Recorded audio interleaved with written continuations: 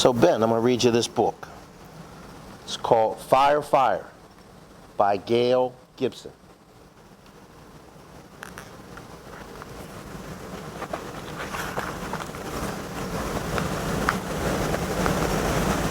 In the city, in an apartment house, a breeze has blown a towel into the flame of a hot stove.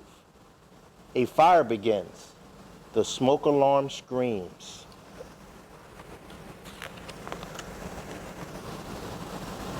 A phone call alerts the fire dispatch center instantly. A dispatcher calls the firehouse nearest to the fire. A loudspeaker blares out as the address of fire, and the firefighters go into action. They slide down brass poles to the grounded floor where the fire engines are and hurry into their firefighting gear. They take care of positions on their engines.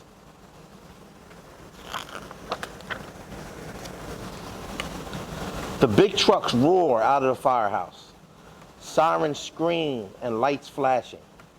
The fire engines arrive at the scene. The fire is bigger now. The fire chief is in charge. He decides the best way to fight his fires. Hoses are pulled from the trucks. Each separate fire truck is called. A company. Each separate company has an officer in charge. The fire chief tells each officer in charge what he wants the firefighters to do. Firefighters are ordered to search the building to make sure no one is still inside. A man is trapped. A ladder tower is swung into action. The man is rescued quickly.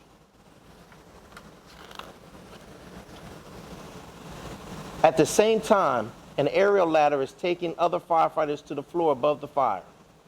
Inside, the firefighters attach a hose to the building's standpipe. Water is sprayed onto the fire to keep it from moving up through the apartment house.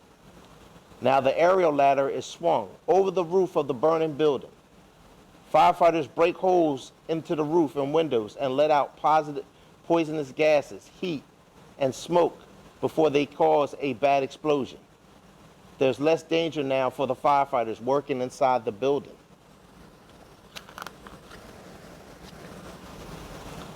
Firefighters are battling the blaze from the outside of the building. Fire hoses carry water from the fire hydrants to the trucks.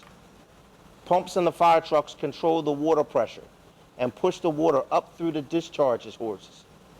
Streams of water hit the building and buildings next door to keep the fire from spreading. The fire is under control.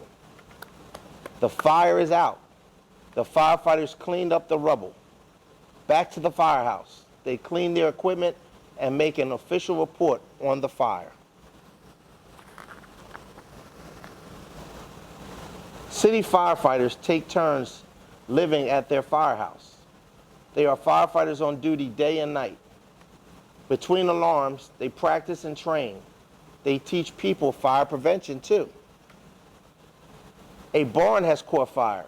A spark from an old electrical wire has ignited some hay.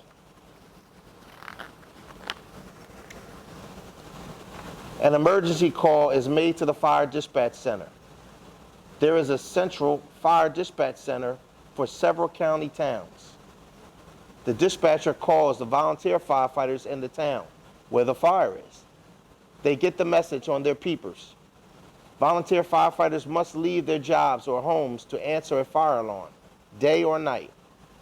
They don't live at the firehouse. The volunteers hurry into their firefighting gear that they keep in their cars. Some go to the firehouse to get on the fire trucks. Others will meet the trucks at the fire. Here comes the volunteers. There isn't a fire hydrant in here to supply water. The pumper trucks carry its own water. It pumps the water through the hoses onto the fire.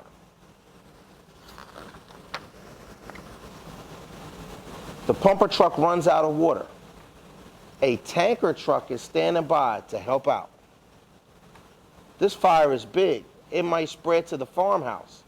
The fire chief calls the dispatch center for more equipment and firefighters. Another town is called for help. This time an alarm is sounded from the firehouse. 2 more pumper trucks arrive with volunteers. There is a stream nearby where water from the stream is sucked through a hose into one pumper truck and then pumped along to the other trucks. The truck waters on the fire dies down.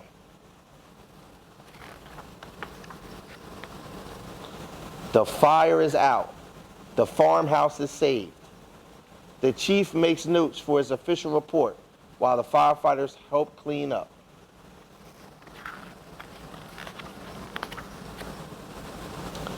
The volunteers return to their firehouses to clean their trucks and equipment. They will go back to their jobs and homes until they are called again. Lightning has struck. It has rained for a long time and the ground and trees aren't dry. A fire begins in a fire tower, a lookout spot as a plume of smoke. He radios the forest ranger stations to report the fire. In moments, propelled planes fly in to help. Smoke jumpers and their jumpsuits and parachute down to the scene. The firefighters' supplies are dropped in. The firefighters cut down trees and dig a fire stop, a clear area in front of the fire. A bulldozer arrives to help clear too. The ground is doused with water. Now the fire can't spread. Overhead, a plane sprays chemicals over and smothers the flames. The fire is over. The smoke jumpers and supplies are picked up. Back to the forest ranger station. A fire report form is filled out and filed.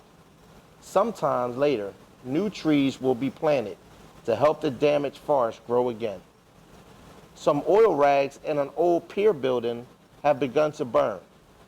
The fire faces out of the water and fire trucks can't get close enough to fight it. Fireboats floating, fire companies must answer the alarm.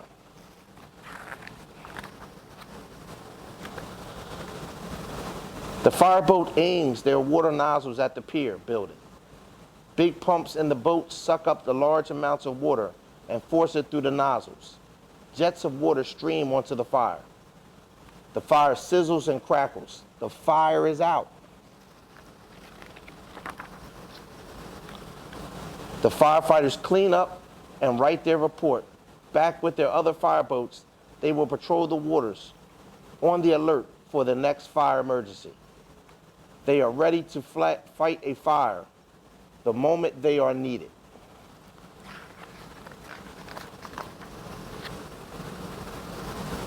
And here's some other fire equipment. Fire extinguishers, fire escapes, fire sprinkler systems.